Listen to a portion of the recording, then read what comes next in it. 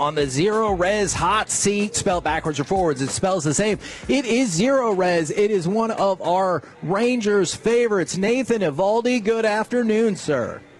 Hey, what's up, guys? How y'all doing? Man, we're doing good, and everyone here in the stadium, we're up in the press box right now. You can feel the excitement building for the Rangers against Brazil yesterday in the stadium. We got Kansas City against Cuba. I know you're focused on the Major League season and building up for that, but do you have that extra excitement for the World Baseball Classic as well? Yeah. I mean, I would have loved to have been participating in it, but no, it's definitely exciting. I think it's been great for baseball right now. And the excitement's definitely there. We got DeGrom out there on the mound today going against Brazil, so it should be an exciting one. Did you say you would have loved to have been participating in it because you're that much of a competitor? You're like the apex competitor that Maddox would talk about all the time? I mean, if I could, I would. I'd be out there in a heartbeat. With DeGrom today, like, do you get excited to watch other pitchers? And I feel like that's one of those dudes that you might get excited to watch. Oh, absolutely. You know what I mean? I feel like we're in this every day together, and being we only pitch on 5 days rest and everything. We got this is unbelievable. I got so much distractions going on. Explain what's happening. I can't explain this right now. It acts like everything's quiet. No, I mean, we got DeGrom going out there today, obviously, but being able to pitch every 5 days, right? You got to invest. I feel like you have to invest in other guys, and with our rotation, I feel like we're a very tight-knit group, and we watch each other's bullpens when we can, and then going out there and watching the games. And obviously, we're rooting for him to have a whole bunch of success and everything. But I think the main thing for us is if we stay healthy, then we're going to be doing some really amazing things this season. Now, I know you said maybe you couldn't explain what was happening in the background, but it sounded fun. This morning, Wyatt Langford did a whole interview with another person twice because they didn't get the audio recorded the first time. And then I talked to Jack Leiter after, I think they were playing spades, and he said, yeah, go ahead and blame the loss on Josh Young. It's that kind of like fun camaraderie. I know talent is obviously important, but how much does that level of camaraderie come together in spring training, and how much does it matter for the season? No, I think it's very important. I think that's one of the things Skip's done a really good job with. We got a ping pong table in the clubhouse. We have one during the season, but we got a little tournament and stuff going on early in the mornings before we go out there for stretch. Teams were random and everything like that, but having the card games, everything going on. I think spring training is very important for us to get the foundation of the organization together, all the guys around each other, and having a good time. You want to have a lot of fun when you come to the field, not just working out there on the field, but on and off. I've seen DeGrom and Seager teamed up and playing a couple of different times. Who did you pair up with, and what's the scouting report on your ping pong game? Oh, we got eliminated today. I don't know if somebody teed y'all up for that. I mean, I swear I didn't know. It was a tough loss for us, but we were going up against Spores and his partner. They're both really good. Or Spores is really good. He carried the team.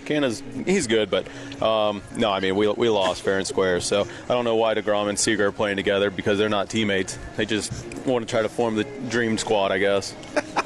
Who was your ping pong teammate? I had Gray. We had a little miscommunication, moving side to side, trying to, when you're playing pairs, you got to take turns. Spores kept hitting it over to his side, and I couldn't get to the ball.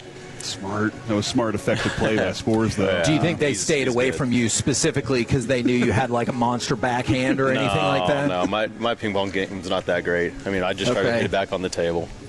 I didn't get a chance to ask Leiter this the other day, and I'm really upset. He added this cutter we heard a little bit about in the off season. Can you explain how adding a pitch like that with the shape of pitches and what you want to do to them? Can you explain how effective that can be when you have that in your arsenal?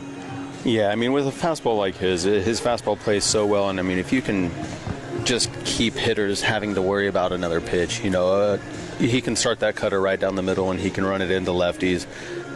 Using it at the top part of the zone, it'll really open up his game. Using that changeup, the curveball and the slider as well. And anytime you can use those pitches differently, it allows you to have a little bit more room for mistake with the other off-speed pitches. Obviously, you go out there and execute it, you're going to have great results, and you're going to get the strikeouts you want. But I think him using that cutter, giving away to righties, up and into lefties, it's going to help open up his game and give him a little bit more room for error.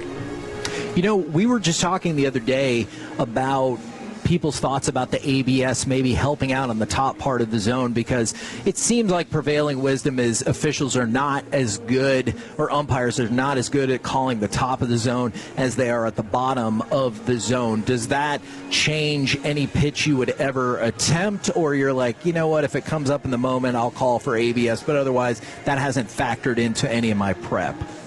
No, it hasn't really affected my prep. I try to keep the strengths of my game, like the things that I've worked out in the past. Obviously, I'll work on a few more pitches and maybe some different sequencing and things like that. But the umpires, I mean, their job back there is so hard. I mean, the catchers are catching every ball so well, and it's, as a pitcher, you have to really be locked in and kind of understanding yourself out there on the mound. Everything looks like a strike sometimes with the catchers back there, the way that they catch and frame it.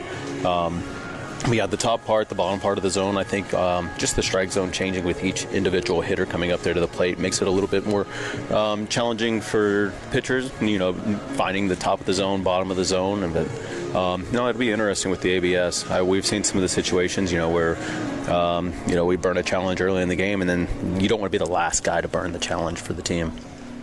Given your competitiveness, do you think you would have a reaction similar to Paul Skeens when he lost out on a strike by 0.01 inches and he goes, wow, good for him? Yeah, that was pretty crazy. That's the closest one so far, right? I mean. Yeah. I feel like that would be my reaction too. Yeah. I mean, it was still an 0-2 count. I think it's going to be different, though, like when it's that full count, and you got runners are moving on the bases and it's that close ball game. And, I think that's when the ABS is going to be, making the most impact. The other day, Kamar Rocker was talking about, some of the things that he's trying to do better in terms of keeping runners at bay. And I know that's a focus for the team, especially after kind of a general struggle with that last year. Can you walk us through the specifics of, what the pitcher can do and what the catcher can do to maybe have a better opportunity to keep those runners at bay this year or get them out at second or third? Yeah, I mean, it's huge as a base runner. If you can get to second base with, less than 2 outs, you got a great opportunity of scoring. And our job as pitchers is to keep mixing up our looks, being quick to the plate, but we also have to be able to execute our pitches. Not too long ago, I mean, basically before the pitch clock, you could be as slow as you wanted, essentially, to the plate, and they weren't really stealing. But now with the pitch clock, giving them better jumps, and that's just kind of where our game's gravitated to. There's a lot more action on the base paths, and as pitchers, we got to do our job to make sure that we hold those runners there. And like I said, mixing up your looks to the plate, you can throw off the hitter as well, and making sure that you get the catchers a good time. Try to throw them out at the plate. Again, I already touched on how good the catchers were at framing, but I mean their pop time and their arm strength and accuracy throwing the bases too. It's next level. For our audience, we explained pop time earlier today thanks to Kennedy Landry, so fantastic use of that, Nate. We appreciate that. Listen, man, we've been... Well, because I know it's an old hat for you guys, but, we have so many listeners all the time who are trying to learn more about the game, and so hearing y'all describe these things, I know is an incredible thing for our fans. Oh, yeah, for sure. Now, Nate, I know last year the season didn't net us the result we wanted, but both Kevin and I have been Rangers fans since we were children, and so watching you guys pitch last year, it was art. It was beautiful. It was really fun to watch this pitching staff last year put this together the way that y'all did. And now Maddox is gone and things are a little bit different. Do you think that you guys still have the capability of having that kind of artistry again this year? I do. I do feel like we, that we can. Obviously with Mike, he kind of set us up for everything, right? Coming in, and it started in spring training. We had our MO of what we were going to go out there and do, and Teagues is very good as well. He's very good with mechanics, the scouting reports. I think he's learned a lot from Mike, and we're kind of transitioning everything from last year into this year, and I feel like we're picking up kind of where we left off last year. Obviously, adding Mackenzie Gore, his repertoire, the success that he had at that first half of the season. Another guy that we got to make sure that we keep healthy, but also adding Jacob Latz. He's fighting for a spot in the rotation, but the year he had pitching out of the pen, making some of those spot starts and then staying in the rotation, I think we're going to be able to do some great things again out there on the mound this year. Yeah, it just seemed like there was this reliability with Latz last year that I think, Kevin, I love Jacob Latz. We became very comfortable with it, and we'd also, we loved the idea of having righty-lefty, righty-lefty in that conversation too. How is that? Can you explain a little bit to our listeners too how that affects things, having righty-lefty in the rotation? Yeah, I mean, there's just certain, organizations or certain teams like where they may struggle a little bit more against left-handed pitching as they do right instead of the right-handers pitching. But being able to have that different mix, you essentially one night you got a righty going out there pitching completely different from a different side, and then the lefty might come in. DeGrom throws, mainly 2 pitches, his fastball and slider, but he mixes in the curveball and changeup. Whereas I'm throwing 4 or 5 different pitches out there each start for the majority of my outing. And then you got Latz coming in with his pitch mix, and it's just a different look for the hitters, and it's a little tougher to game plan. But when you got somebody going out there kind of similar to last night, it's like, hey, it's going to be a little bit like last night, but this guy throws a little harder or his slider's a little tighter. How aggressive do you think DeGrom's going to be against this Brazil team today? Do you think he's going to really take it to him? Yeah, I mean, every time he steps out there on the mound, I mean, the intent's there, the focus is there. He's definitely nervous. I mean, this is his first one, and he had the butterflies and everything this morning. That's been the one, really cool thing. That's the one cool thing. Being around him every day, he's very nervous. Mike had given him the nickname Flaky Jake, and I felt like it was spot on. He's always looking over his shoulder, and he's obviously he feels comfortable when he's out there, but he knows what it takes to go out there and have success. But that's probably not a nickname I should use if we interview him, right? No. He's going to wonder who told you. Yeah. Y'all throw me under the bus real quick. Hey, we do not give up our sources. Yeah, no. So you mentioned Mackenzie Gore. Whenever the Rangers make a trade like that, do you go rush out and look for some film or some of those starts just to kind of see? I'm sure you're aware of these players, but since you're so Rangers focused, do you go look for information on that guy?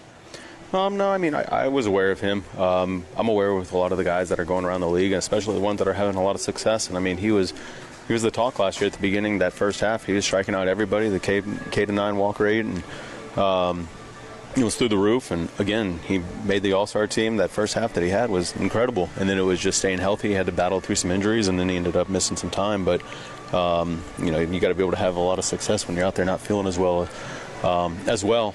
But again, if we can keep him healthy for us, it's going to be a big boost for the team. And I know it's going to be a few months until this gentleman is ready to go. But what's it like just seeing Jordan Montgomery back out there in the clubhouse? Yeah, it's been great seeing him. He looks great. He's in great shape, great conditioning.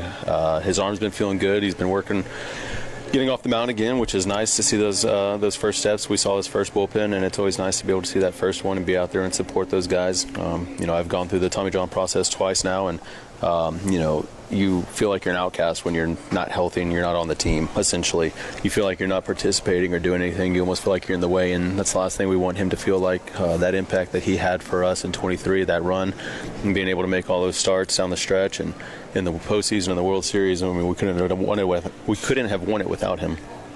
Well, Nate, we absolutely love you, man. We love watching you pitch. We're glad you're on this team. We're looking forward to this season, and we haven't got a chance to say it yet to you, so we will.